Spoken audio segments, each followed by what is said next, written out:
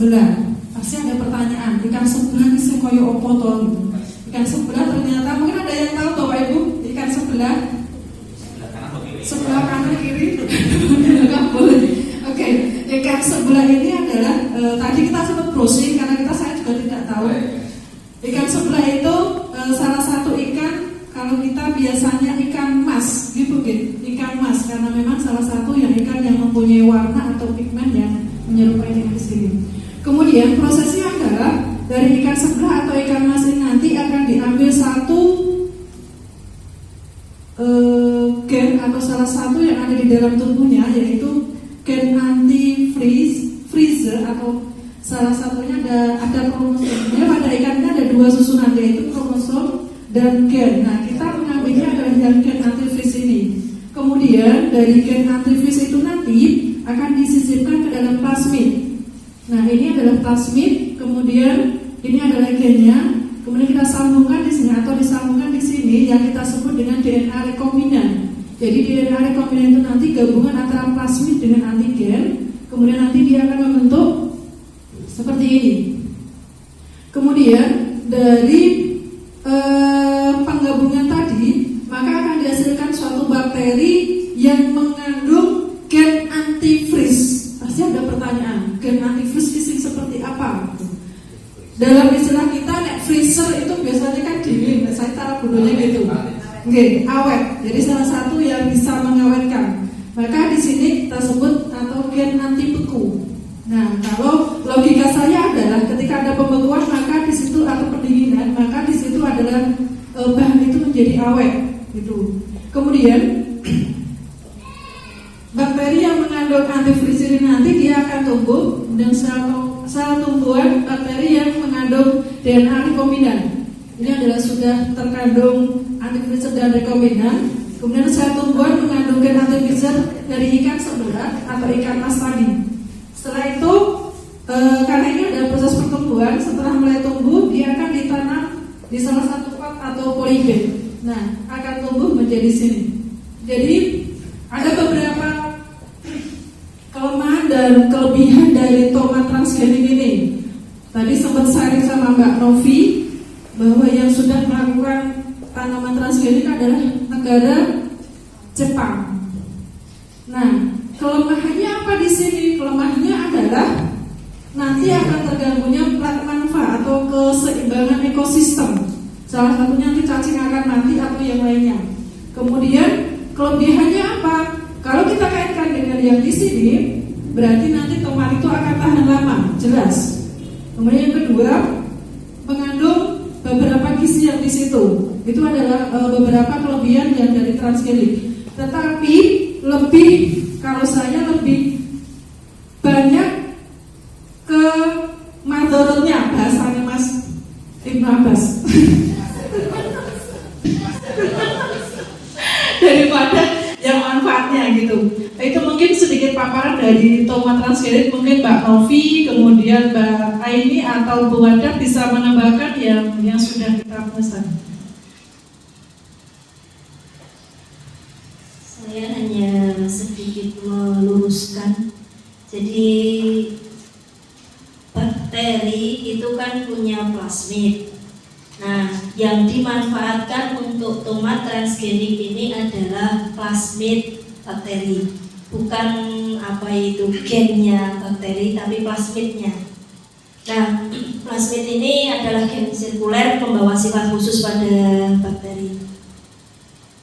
Plasmid ini yang diambil kemudian disisipi gen anti-freeze. Kemudian ya gennya dari ikan. Hasilnya namanya DNA rekombinan. Kemudian kalau sudah berhasil memasukkan ini, kemudian bakteri itu dibiarkan.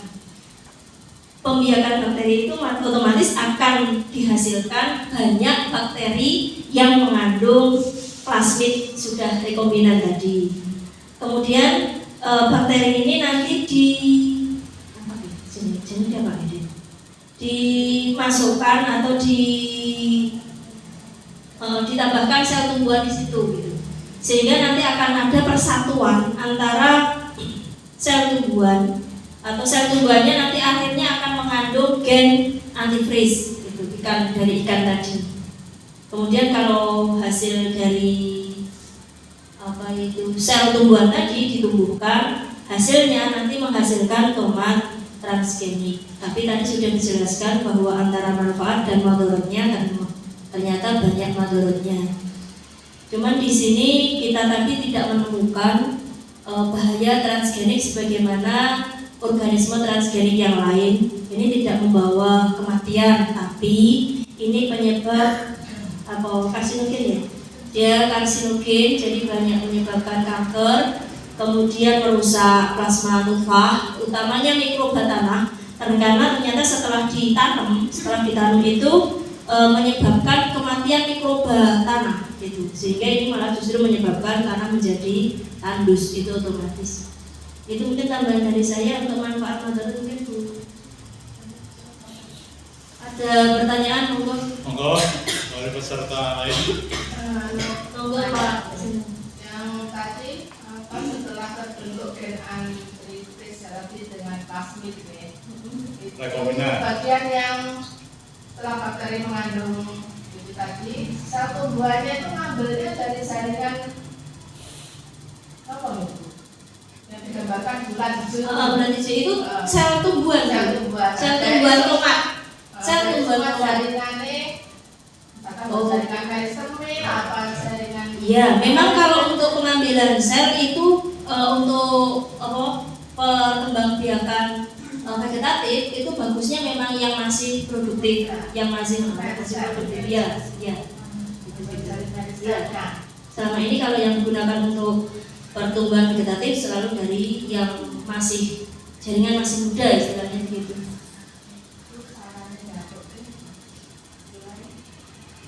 Menggabungkannya antara gen memasukkan ini rekombinan ke satu tumbuhannya. Kita tadi nggak sampai ke tadi. Yang kemungkinan itu menggunakan sistem kayak sentrifugal gitu bisa untuk menyatukan untuk menyatukan bakteri yang mengandung gen rekombinan tadi, DNA rekombinan tadi dengan sel tumbuhan tomat gitu. Karena pada dasarnya untuk plasmid itu sendiri itu kan bisa pindah kemana-mana. Nah yang dimanfaatkan kan plasmidnya. Ketika plasmid bakteri ini dijajarkan kalau sel tomat, plasmid itu kan bisa berkembang biak, dan dapat masuk kemana-mana. Nah akhirnya yang masuk ke tomat itulah yang akhirnya nanti yang dikembangkan. Kan ada yang masuk, ada yang tidak. Yang kemasukan plasmid jadinya ini. Setelah kemasukan plasmid ini yang dikembangkan. Sel bakteri tadi yang sel tumbuhan tomat yang kemasukan plasmid tadi yang ditumbuhkan. Mungkin kalau saya salah bisa dibenarkan ya. Monggo Pak Win. Masanya itu kali kan biar pas Pak Win.